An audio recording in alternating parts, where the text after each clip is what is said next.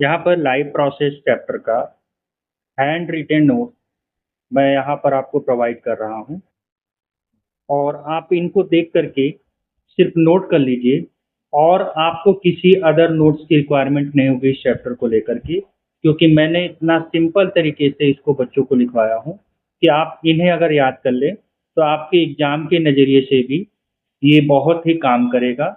और इसमें मैंने बीच-बीच में क्या किया हुआ है, टॉपिक कंप्लीट करते समय कुछ-कुछ जो इम्पोर्टेंट क्वेश्चन बोर्ड के आए हुए हैं, मैंने उनको भी यहाँ पर मेंशन किया हुआ है। आप एक-एक करके इनको देखते जाइए और आप नोट करते चले जाइएगा। आपको सब कुछ बड़े आराम से समझ में आएगा। कोई ऐसा टॉपिक नहीं होगा इसके अंदर में, जो आपको समझ में ना आए। न्यूट्रिशन इन अमीबा करके, पैरामीशियम करके आपको सब कुछ यहाँ पर मिल जाएगा एक-एक करके। हर एक टॉपिक को मैंने समझाया हुआ है। जैसे यहाँ पर आप देख रहे हैं न्यूट्रिशन इन ह्यूमन बीइंग्स करके है, ठीक है? तो इसका भी यहाँ पर आपको बड़े आराम से सिम्प्लीफाई करके मैंने सारा नोट्स लिखा हुआ है। आप इन्हें देख कर के नोट कर लीजिए। एक-एक करके मैं स्क्रॉल करता जा रहा हूँ ताकि आपको एक बार समझ में आ जाए और आप फिर वीडियो को चालू कर के धीरे-धीरे करके इन नोट्स को कंप्लीट कर लीजिएगा। मैं आपको विश्वास दिला रहा हूँ ये बहुत ही काम करेगा। जैसे यहाँ पर ह्यूमन डाइजेशन का टॉपिक कंप्लीट हुआ। ह्यूमन डाइजेस्टिव सिस्टम का जो डायग्राम है वो भी यहाँ पर मेंशन कर दिया गया है आखिरी में, ताकि आपको जो समझाया गया वो समझ में आए। उसके बाद रेस्पिरेशन का कॉन्सेप्ट यहाँ पर पढ़ाया गया है, कितने तरह के रेस्पिरेशन होते हैं, एरोबिक एनाएरोबिक रेस्पिरेशन, ये सब आपको इस नोट के अंदर में मिल जाएगा। ठीक है, ये सब देखिए कैसे ग्लाइकोलिसिस क्या होता है, ये बोर्ड में बहुत ज़्यादा पूछा जाता है।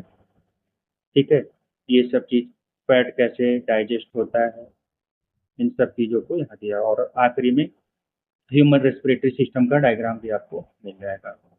ठीक है, ह्यूमन रेस्पिरेटरी सिस्टम में कौन कौन से पार्ट, जैसे नॉस्ट्रिल्स है, नेसल पैसेज हैं, ये सब भी आपको सब कुछ अच्छे से, बहुत ज़्यादा डिटेल में नहीं, जितना आपको ज़रूरी है, जो आपको याद करना बहुत ज़रूरी है और जो एग्ज़ाम में काम आता है, ये सब मैंने लिखा है। जैसे एक्वाटिक ऑर्गेनिज्म में जैसे फिश है, कैसे ब्रीदिंग करते हैं, इन सब चीज़ों को मैंने यहाँ पर मेंशन किया हुआ है। अब देखिए यहाँ पर कुछ बोर्ड के क्वेश्चन जो पूछे गए हैं बहुत ज़्यादा, मैंने उसको भी यहाँ मेंशन कर दिया हुआ है। ठीक है, तो आप इन सब चीज़ों को पढ़ेंगे और नोट कर लेंगे तो बहुत ही काम करेगा। फिर ट्रांसपोर्टेशन ह्यूमन बीइंग के अंदर में कैसे होता है, सर्कुलेटरी सिस्टम, ब्लड, इन सब के बारे में अच्छे से पूरा बताया गया है।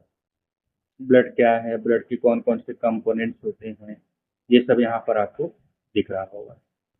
ब्लड वेसल्स में आर्टरी, वेन, कैपिलरीज, इनमें डिफरेंस जो कि बहुत ज़्यादा बोर्ड में पूछा जाता है, ये सब चीज़ मैंने बताया हुआ है।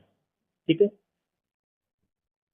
इसके बाद एओर्टा क्या होता है, हार्ट के बारे में देखिए यहाँ पर पूरा डायग्राम के साथ में कैसे कौन सा ब्लड हार्ट के किस चैम्बर में जाता है, ये सब मिल जाएगा।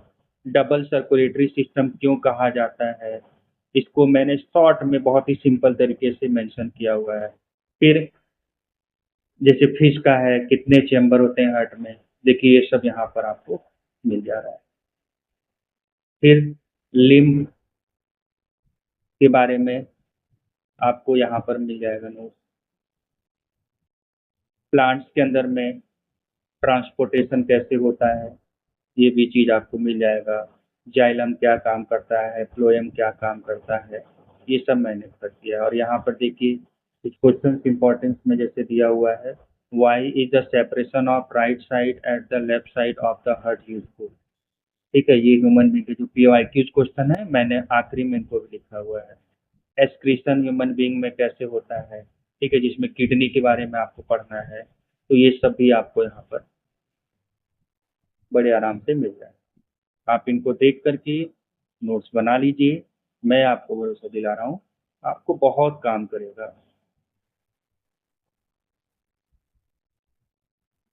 आर्टिफिशियल किडनी क्या होता है, जिसको हीमोडायलिसिस कहते हैं, ठीक है, इनसे क्वेश्चन हर साल बनता है। प्लांट्स में एक्सक्रीशन कैसे होता है, ठीक है। अब देखिए यहाँ पीवाईक्यू जो आखिरी में कुछ मैंने करवा दिया है, ठीक है। तो इस तरह से आपका ये चैप्टर कंप्लीट हो जाएगा। आप इस नोट को बना लीजिए।